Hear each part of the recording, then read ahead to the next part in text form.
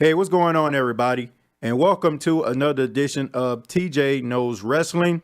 Thank you for checking out the podcast. I really do appreciate it. On this edition, we will be talking about Raw and Smackdown. Now, normally what I do is I talk about some of the things that happen on Monday Night Raw, and I do a podcast for that. And then I do a podcast for Smackdown. I separate them. But on this edition, I thought that it would be much easier if I just break down some of the most important parts of both shows, because I feel like we all want to know about the important stuff. We don't need to know about a segment with Elias and No Way Jose. I mean, don't get me wrong. Elias is cool, but I mean, I don't feel like that segment was worth talking about. So we're going to talk about some of the most important things that took place on Raw and Smackdown. Now, we're going to start with Monday Night Raw. The first thing that stands out to me when it comes to Monday Night Raw is Drew McIntyre. Drew McIntyre was the MVP of Monday Night Raw. No question about it. Drew McIntyre just completely jumped ahead of the line as a guy who is going to be a main eventer, a guy that can lead the company into the near future. I think that Vince McMahon said a couple weeks ago that he didn't have any real stars. Well, he needs to look at Drew McIntyre. Maybe Drew McIntyre read that article and got pissed off and said, "You want a star, Vince? You want a star? Well, I'm going to show you what a star is." It looked like he took that very, very personal, man. So Drew McIntyre stood out to me. We know about the beatdown that he gave Roman Reigns on Monday Night Raw, which caused Roman Reigns to have to go to the trainers. And we know about the Falls Count Anywhere match between him and Dean Ambrose, which was one of the best matches on Monday Night Raw in a while. So Drew McIntyre definitely stood out on Monday Night Raw. Make no mistake about it. So I know this is probably going to lead to a match at WrestleMania. Drew McIntyre versus Roman Reigns, and probably Roman Reigns is going to end up winning. But I don't think this is going to hurt his stock at all. I think we all understand what Roman Reigns means to WWE. He's the guy that they look at as the top guy. So you want him to have all the momentum in the world. So I don't look for Drew McIntyre really to lead the slay. I don't look at him to be a guy who is going to be the guy on Monday Night Raw. Now, when they do the superstar shakeup in a couple months and he gets switched over to Monday Night, from Monday Night Raw to SmackDown Live, I think you're really going to start to see who Drew McIntyre is, because I don't think it's going to be long before he becomes WWE champion. That's just my honest opinion. So he definitely did stand out on Monday Night Raw.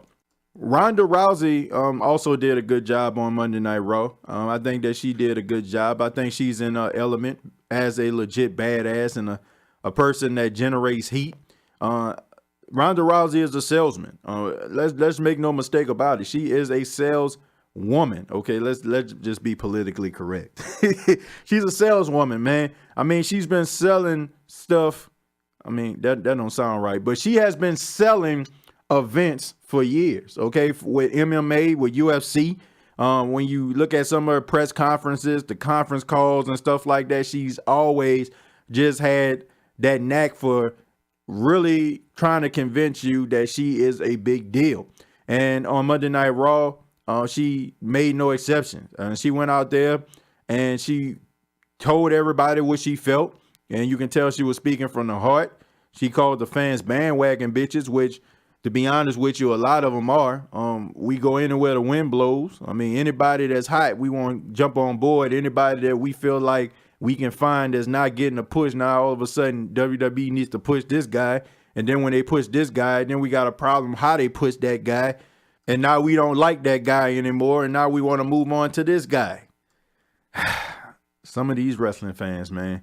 But anyway, she did a good job. I like how Dana Brooke came out. I mean, because who else are you going to use? Who else are you going to use? Are you going to use somebody in the back? Everybody else has a program going on. So Dana Brooke, who looks really, really great, man. She lost a lot of weight. You can tell like she's been in the weight room. So she comes out desperate and she gets her ass whooped. She gets beat down by Ronda Rousey and it looked very, very convincing.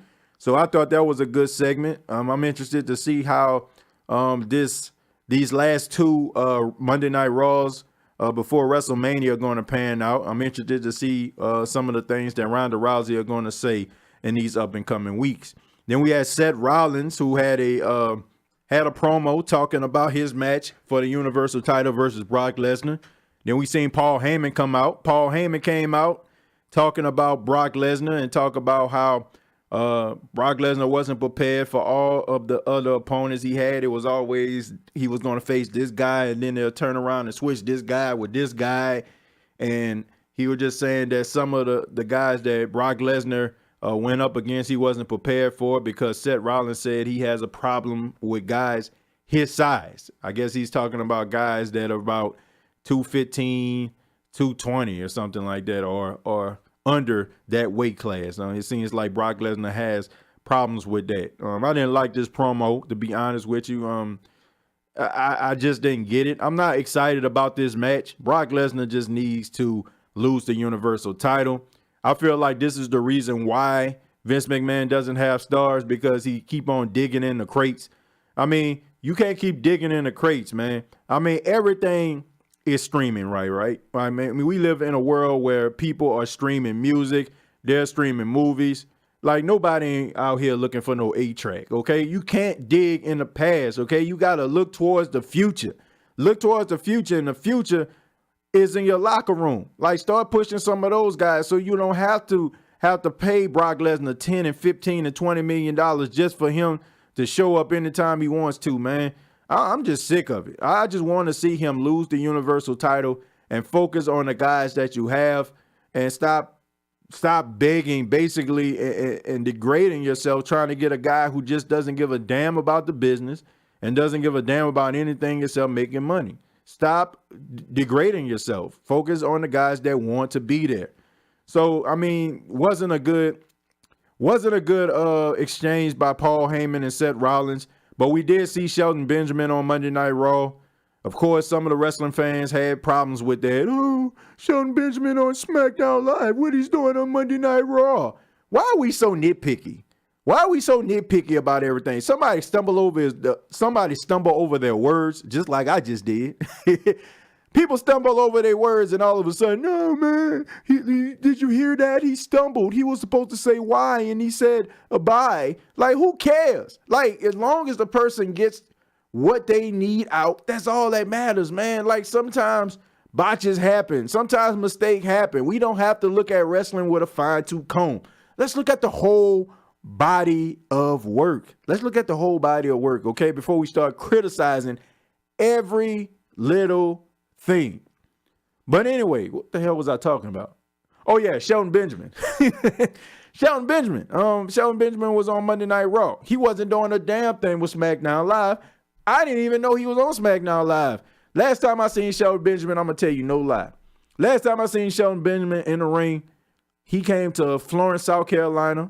That's why I stay in South Carolina. He came to Florence, South Carolina to a house show. That was the last time I seen Shelton Benjamin in a ring. Shelton Benjamin is a safe worker. That's the reason why he was in the ring with Seth Rollins. Seth Rollins has been dealing with injuries. He's been dealing with injuries, people. So why wouldn't you try to protect your main event? So putting him in a ring with Shelton Benjamin, who is safe, a guy that is not going to hurt him. They have a decent match, and you have Seth Rollins in a match to make people believe that he has a chance to beat Brock Lesnar. That is the reason why Seth Rollins and Shelton Benjamin had a match on Monday Night Raw. Like, some of the wrestling fans out here, I can understand because they're casuals. But when you have people who are fans for years, and I think they kind of understand it, or maybe they just don't want to. Maybe that's just their shtick. Maybe they are one of those people that just like to criticize every single thing and nitpick every single thing because that's their claim to fame. But not me. If it's good, it's good. If it's bad, it's bad. Okay, the match was good. The promo was bad. Okay, so moving on from that. Batista and Triple H. They had a good exchange. It was a throwback promo. Give me what I want. You want it? Give me what I want. I don't know what the hell was going on with that. I mean, it looked like back in 1992 with Hulk Hogan and the Macho Man Randy Savage when Macho was like, "You knew Hulk Hogan when they step into the ring, dig it." I know that's a terrible Macho Man imitation, but you get it, man. It always was a bunch of yelling and screaming. And Hulk Hogan, "Oh, my Hulkamaniacs, brother. When we get into the ring with you, Macho Man Randy Savage, we're going to drop the big leg on you, dude. And what you're gonna," like, it was like that. Like, a bunch of yelling and screaming that really didn't make much sense at all. I think Batista kind of forgot his lines. Or maybe he was bumping lines. I don't know. It just seemed like Batista wasn't all there. But we got the point, okay? A match that is going to happen at WrestleMania, Triple H versus Batista at WrestleMania. I think that it's a good match to have. I mean, I think you have a good storyline. Triple H has never beaten Batista. We know that at WrestleMania 21, when Batista became World Heavyweight Champion, he beat Triple H. And then they had another match in a Hell in a Cell, and he beat Triple H. Triple H has never beaten Batista, so interested to see how that is going to go. Triple H has not won a match at WrestleMania in a very long time, so I think he might get this victory. But we'll talk about that later. Maybe the build up. Maybe I'll change my mind. But as of right now, I'm going to say Triple H is going to win that match. We'll talk a little bit more about that when predictions happen. Then the last note that I want to talk about when it comes to Monday Night Raw is Kurt Angle. Kurt Angle will have his final match at WrestleMania. I'm happy about this. I really am. I'm really happy to know that Kurt Angle is going to be able to finish his career and have his last match at WrestleMania. It's sad. It's sad watching Kurt Angle walk down to the ring. I mean, he looks like he is in pain. He looks like he's hurting every time he takes a step, and he looks like a shell of himself. And I don't want to see Kurt Angle like that. Like, honestly, most of the time, I DVR Monday Night Raw, and I may watch it maybe 2 hours after it's been on the air so I can fast forward. And the reason why I do that is because I want to avoid commercials. When Kurt Angle has been on television for the last couple of weeks, when he fought Jinder Mahal and when he fought Apollo Crews, I fast forwarded because this is very, very personal to me because Kurt Angle is one of my favorite wrestlers of all time. If I did a top 5, Kurt Angle easily would be my number 2 favorite wrestler of all time. And to watch him come down to the ring like that, I don't want to see that, man. It reminded me of watching that movie with Mickey Rourke, the wrestler, and just watching him just, go in the ring and knowing that he shouldn't have been in there. That's kind of how it looks when it comes to Kurt Angle. So hopefully this can be his last match, not pull a Ric Flair. But this will be his last match, and I think the person that needs to give him his last match is John Cena. I mean, if you think about it, John Cena back in 2002, his first match was against Kurt Angle. And I think that it should come full circle. John Cena is a seasoned veteran now. He's a guy that can get a good match out of Kurt Angle, a guy that can protect Kurt Angle. And I think that it's a way to send Kurt Angle out. Kurt Angle brought John Cena in, and John Cena ushers Kurt Angle out. I think it'll be a good storyline. I think it will sell itself. John Cena don't have to too much worry about being on Monday Night Raw. I think it will have a good build up. And I think that it basically sells itself once again. But that was Monday Night Raw. That was some of the keynotes. And we move on now to Smackdown Live. Smackdown Live was built around Kofi Kingston addressing Vince McMahon. And Vince McMahon talking to Kofi Kingston about a world title opportunity. But we kicked off with Shane McMahon in the ring with the Best in the World trophy. And Shane McMahon wanted to be announced as the best in the world. We got 3 introductions from the ring announcer because the first 2 Shane didn't like. He wanted the guy to say it with a lot of feeling and emotion, and he finally got it out of him with the 3rd try. And then we had Shane McMahon talk about The Miz, and he talked about how he's tired. I'm talking Shane McMahon. He's tired of people trying to get things from him, wanting things from him. He said he wants to do something for himself, and he finally decided to do something for himself when he beat the living hell out of The Miz. So He challenged The Miz. Well, not challenged. He demanded a match at WrestleMania against The Miz. So we all know what this was leading. It was just a matter of who was going to turn heel. And it turns out to be Shane McMahon. I am one of those people that don't like The Miz as a heel. I mean, a face, excuse me. I don't like him as a face. I don't like him as a face because he's boring. I don't think that The Miz is a baby face. You cannot make him a baby face. You can't put lipstick on a pig. It's still a pig at the end of the day. The Miz is just a bona fide heel. I mean, you just don't like him. I mean, you want to slap him in the face. You want to choke him. You know, some of the things that he's achieved in life, you feel like he's an overachiever. You just don't like him. And I like to hate The Miz, okay? The only person I know that likes The Miz really is my homie Francine, man. Shouts out to Francine. She's a big Miz fan. She's probably one of the biggest Miz fans I know. She's been liking Miz for years. But besides her, man, I can't say somebody just say, man, The Miz is my favorite wrestler. Man, I just think that he needs to be a heel. But I'm interested to see, The Miz going into WrestleMania for the first time as a babyface. Well, not the first time. I think he was a babyface when he fought Wade Barrett back in the day for the Intercontinental Championship, but it was a kickoff show. But interested to see how this is going to go. We had Charlotte Flair and Becky Lynch in the ring. We had them talking. First, it started off with Becky Lynch getting into the ring, talking about how she's in Ronda Rousey's head. First things first, when she came down to the ring, she threw the crutch. Okay, she threw the crutch away, and she talked about how happy she was not needing that anymore. I'm happy they got rid of the crutch because, man, look, if she's going to be a legit badass, she don't need to be walking around on a crutch, okay?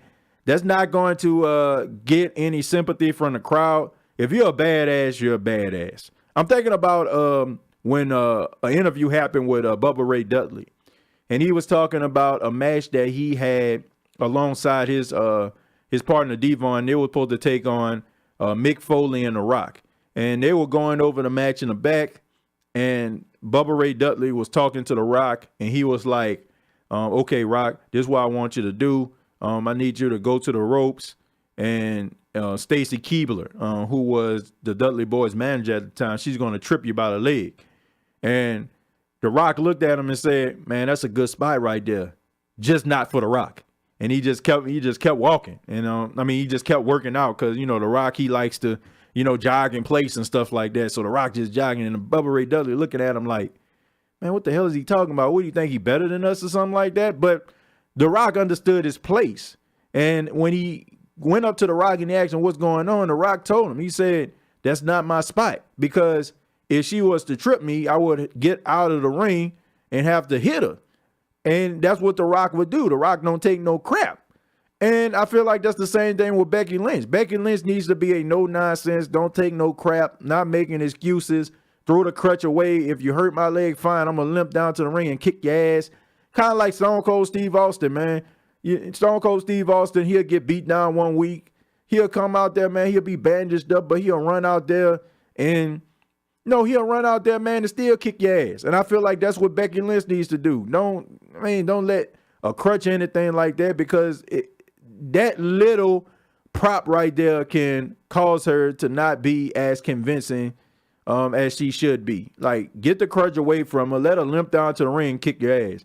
If you drop her on her head, let her stumble down to the ring and kick your ass.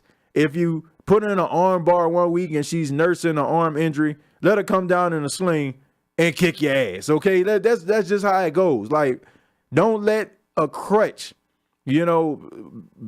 stop her momentum, because that's what it was doing. But she ended up throwing it to the side. She talked about how she was in Ronda Rousey's head. And Charlotte Flair come out there, and she starts talking about their match and talk about how Becky got her hand out, and, she is going to beat Ronda and beat Becky at WrestleMania. And Becky Lynch basically just called her a plastic Barbie doll, and told her that she's delusional and she's going to win and beat her at WrestleMania. So it was a decent promo. Decent. I won't say it was some of their best work, but it was decent. It got the point across. I think that Becky Lynch is funny when she wants to be. I like that the WWE is having faith and confidence in her to go out there and get herself over. Some of the stuff that she was saying, I really don't feel like it was scripted. I feel like they probably gave us some notes. Be like, okay, focus on this. Need you to say this. Need you to say this about Charlotte, but you can do anything else. But do anything you want. I feel like that's what they told her, and that's what she did, and I liked it. Average promo, not one of the best promos, but it was average. Randy Orton and AJ Styles. Now this promo right here was awesome. These two guys right here, man, they put on a awesome exchange. We see Randy Orton in the ring. He's talking about this is the house that AJ Styles built, right? And the crowd cheered. And he talked about back in 2002 when he made his WWE debut on Smackdown. AJ Styles was wrestling at a bingo hall. And then back in 2004 when he won his first world title, AJ Styles was shaking hands with one of his indie friends in a high school gym. Then he talked about how back in 2008 when he was a world champion, AJ Styles was getting a tan with Dixie Carter, which we know that was a shot at TNA. And then he said for years, he said, I've been a champion. And AJ Styles, hasn't been here that long. He's like, no, this is the house that Randy Orton built, not AJ Styles. So AJ Styles comes down to the ring, and AJ Styles talked about how Randy Orton couldn't live in his indie world. He couldn't work in his indie world. He's a guy who was built for WWE because, he couldn't get over doing things like this. And he did the trademark Randy Orton pose. And then he told him that you wouldn't be getting over with a knockoff diamond cutter. Said that was a Diamond Dallas Page move, which was true. Like, make no mistake about it. The RKO is the diamond cutter. Okay, let's make no mistake about that. But this is a classic battle between a WWE manufactured superstar versus an internet darling. I mean, call it for what it is. And this match right here in this promo can be very convincing because we all know about Randy Orton and how he feels about some of these guys on the independent scene. We've seen him go at it with some of the guys that are part of the independent scene on social media. We know about his classic dive tweet when he was talking about 1 million super kicks, and then you dive, and then you do a one disc spot, and then you dive. And we all know about that. So we know about how Randy Orton feels about the internet scene. And we all know what AJ Styles means to the internet and also independent. So this match right here is the WWE guy versus the internet guy. And I feel like this is going to be a good match because both of these guys are polished workers. Like Randy Orton or not, call him boring if you want to, but he's so smooth in the ring, man. And then you have AJ Styles, who is also smooth in the ring, a great performer. So I think that these guys could put on a match that could steal a show. Now, if the WWE gives them time to tell a story, then I think that these guys can really put on an amazing show. And lastly, we have to talk about the New Day. The New Day were very, very active on this edition of SmackDown Live. They end up getting in the middle of the 8-man tag that was Aleister Black, Ricochet, and the Hardy Boys, taking on Nakamura, Rusev, and the Bar. And they got involved with it. And they beat the hell out of everybody in the ring because they were upset and frustrated about Kofi Kingston not getting his world title opportunity. They feel like he deserves to be in the championship match. And this led to the main event segment between Kofi Kingston and Vince McMahon. And Vince McMahon talked about Kofi Kingston being there for 11 years. And if Kofi Kingston is a champion like he say he is, then Vince McMahon would have knew it. He knows, and I'm talking Vince McMahon, he knows talent when he sees it. And he also talked about how he walked past somebody in the back and he blurted Daniel Bryan. And he said Daniel Bryan said that, and he felt like he was a person that understood it. He called Kofi Kingston a B+ player. So I guess that was like the whole Daniel Bryan thing where, you know, Vince called him a B-plus player, and Stephanie and Triple H called him a B-plus player. Kofi spoke from his heart, man. Kofi spoke from his heart. He talked about how he never took his child trick-or-treating. He's always been an ambassador for WWE. He's done everything that WWE tells him. And, you know, he said he's not looking for a handout. He told him, just tell me what I need to do in order for me to get a WWE championship opportunity, and I'll do it. All of a sudden, out comes Randy Orton. Randy Orton stands on the ramp, and Vince McMahon says, okay, if you can beat him, you'll go to WrestleMania. Then all of a sudden, Samoa Joe music hit. He said, you beat him, you can go to WrestleMania. And then the bar comes out. He's like, beat them, and then you can go to WrestleMania. And then Rowan comes out. And you're like, oh, my goodness, there's no way that he's going to beat all these guys. But Kofi Kingston has to face Randy Orton, Samoa Joe, The Bar, and Rowan in a gauntlet match in order for him to get opportunity at a shot at the WWE Championship at WrestleMania. So that's interesting. They're trying to give Kofi Kingston that true underdog storyline, and I feel like he deserves it, man. Kofi deserves this storyline. Kofi Kingston has been grinding in the back for years, 11 years, up and down the road, man, and never to get a WWE title opportunity. I think he deserves one. Even if he loses and this splits up the New Day, I'm fine with that. But the fact that this guy gets his WrestleMania moment, I mean, he goes out there, WrestleMania for the WWE Championship against Daniel Bryan, I'm all for that, no doubt about it. But this has been TJay Knows Wrestling. Let me know what you thought about Smackdown Live and Monday Night Raw. I would love to hear from you. Like, share, and comment on this video. I would really appreciate it. Thank you once again for listening to the TJay Knows Wrestling podcast. You can follow yours truly on Twitter at TJayJones8, TJAY Jones 8. Till next time, I'll see you down the road.